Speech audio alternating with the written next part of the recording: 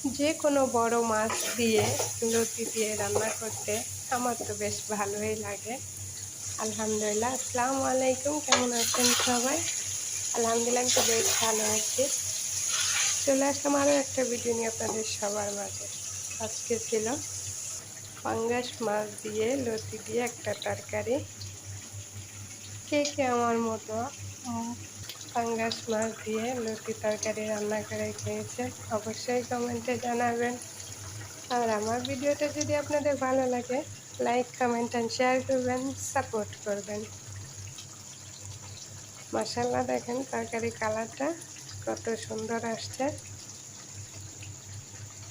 এইটার সাথে আরও একটা স্পেশাল ভর্তা আছে, বলেন তো?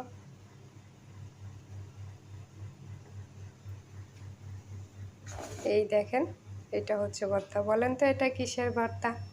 কে কে বলতে পারবেন?